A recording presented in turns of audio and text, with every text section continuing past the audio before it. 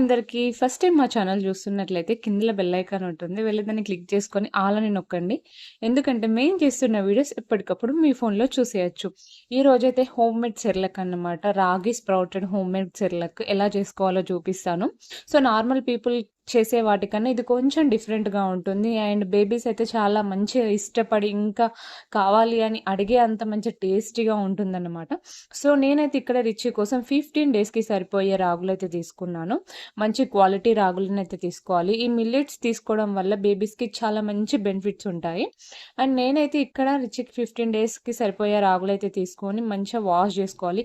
At least మనం 5-6 time అయినా wash చేసుకోవాలి. నేనైతే 10 టైమ్స్ అయినా చేస్తాను. సో, అదో ఫోబియా అన్నమాట. పిల్లలకి నీట్‌గా ఇవ్వాలని చెప్పేసి.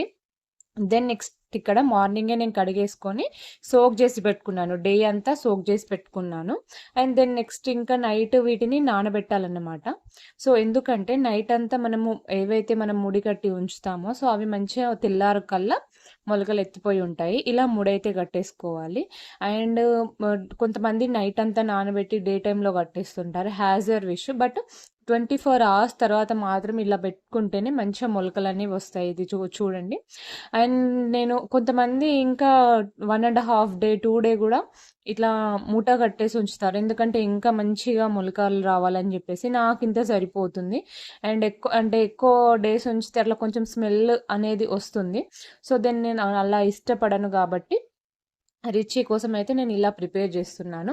నాకింత వస్తే చాలు. ఇంకా దెన్ ఆఫ్టర్ ఇంకా దాన్ని ఆ మూటలో నుంచెల్లి తీసేసుకొని దీంట్లో ఏదైతే మిగిలి ఉన్న చెమ్మ అనేది ఉంటుందో సో, అది మొత్తం డ్రై అవ్వాలన్నమాట. సో, అందుకోసమే నేను ఇక్కడ మంచి ఎండలో ఆరబెట్టేసుకున్నాను. అండ్ రాగులు ఇవ్వడం వల్ల పిల్లలకు మంచి బెనిఫిట్స్ ఉంటాయి. ఇందులో మంచిగా కాల్షియం ఉంటుంది, ప్రోటీన్ ఉంటుంది. పిల్లలకి రాగులు ఇవ్వడం వల్ల మంచి డైజెషన్ వాళ్ళకు పొట్ట నిండుగా ఉంటుంది. డైజెషన్ ప్రాబ్లమ్ ఉండదు. కాన్‌స్టిపేషన్ ప్రాబ్లమ్ ఉండదు. మంచి హెల్తీ ఫుడ్ ఇచ్చినట్టు అవుతుంది. అండ్ దెన్ నెక్స్ట్ అక్కడ డ్రై అయిపోయిన మిల్లెట్స్ అయితే అంటే మన రాగులైతే తీసేసుకున్నాను. దెన్ నెక్స్ట్ ఇక్కడ నేను హోల్ మక్కన తీసుకున్నాను.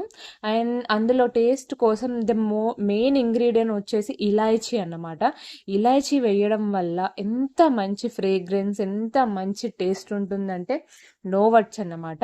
ఇంకా మనము ఈ వట్టి ఎలాగా మనం పిల్లలకి రాగులు అనేది అంటే రాగి మనము రెసిపీ చేసి పెడుతున్నాం గదా! సో, వట్టి రాగులే గాకుండా ఇలా మంచి కొంచెం ప్రోటీన్ మనం యాడ్ చేశామంటే ఇంకా ది బెస్ట్ వాళ్ళకి ఇవ్వగలుగుతామన్నమాట.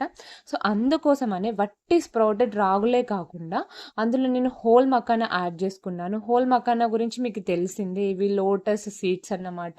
ఇందులో మంచి కాల్షియం, మెగ్నీషియము, ఫాస్ఫరస్ ఇలాంటి మంచి ప్రోటీన్ ఇంగ్రీడియెంట్స్ అన్నీ ఉన్నాయన్నమాట. సో, ఇలాంటివన్నీ పిల్లలకు మనం ఇప్పుడే ఇంట్రడ్యూస్ చేయాలి. ఎందుకంటే పెద్దయ్యాక వాళ్ళు అసలు వినరు. వాళ్ళకి ఇష్టమైన ఫుడ్ తింటామంటారు, ఏడుస్తారు. సో, మనం ఇది ఎలాగో పెడుతున్నాం కాబట్టి రాగి జావ, అందులో మనం ఇలాంటి కొన్ని మంచి డ్రై ఫ్రూట్స్ గానీ, ఇలాచి గానీ ఇలా యాడ్ చేసుకున్నప్పుడు ఇంకా టేస్టీగా ఉంటుంది. వాళ్ళకు మంచి ప్రోటీన్ ఇచ్చినట్టు ఉంటుంది.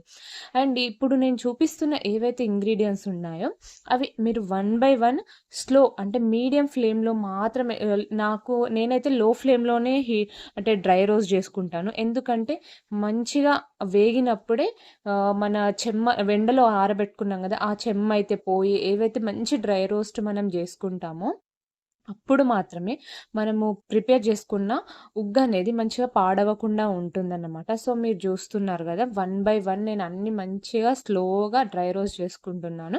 అండ్ రిచి విషయంలో అయితే నేను చాలా పర్టిక్యులర్‌గా ఉంటాను. ఏదైనా గానీ అది షాపింగ్ డ్రెసెస్ గానివ్వండి, థింగ్స్ గానివ్వండి, ఇలాంటి ఫుడ్ గానివ్వండి, యాక్సెసరీస్ ఏవైనా గానీ పర్టిక్యులర్‌గా ఉంటాను నేను. అండ్ ఇక్కడ ఆల్మోస్ట్ డ్రై ఫ్రూట్స్ కూడా డ్రై రోస్ట్ అయిపోయాయి. అండ్ ది మోస్ట్ థింగ్ ఏంటంటే ఇవన్నీ డ్రై రోస్ట్ చేసుకున్నాక మీరు గబగబా మిక్సీకేయకూడదు. ఓకేనా? అండ్ ఇలాచీ మాత్రం వేయించకూడదు. స్కిప్ చేయండి. అందులో వేయొద్దు. ఇది ఓన్లీ మనం గ్రైండ్ చేసుకునేటప్పుడు మాత్రమే ఇలాచీ వేయాలి. అండ్ డ్రై రోస్ట్ చేసుకున్న తర్వాత అవి పూర్తిగా చల్లారనివ్వాలి.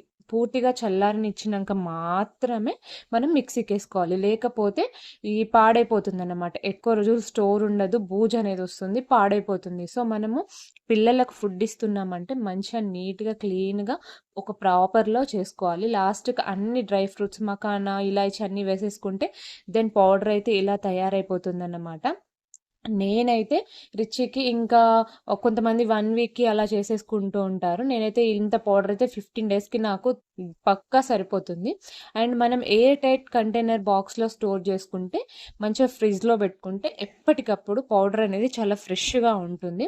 నేనైతే ఇలాంటి ఎయిర్ టైట్ బాక్సెస్‌లోనే రిచీకి ఫుడ్ అనేది స్టోర్ చేస్తూ ఉంటాను. కొంతమంది గ్లాస్ జార్స్‌లో చేస్తుంటారు. ది బెస్ట్ అది కూడా.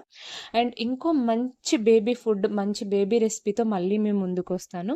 అంతవరకు రిచీస్ మామ్ సింధు. అండ్ ఈ రెసిపీ ఖచ్చితంగా మీ బేబీస్‌కి పెట్టండి. వాళ్ళు ఇష్టంగా, హ్యాపీగా తింటారు. అండ్ ఇంకో మంచి వీడియోతో మళ్ళీ కలుస్తాను. Bye bye. Take care.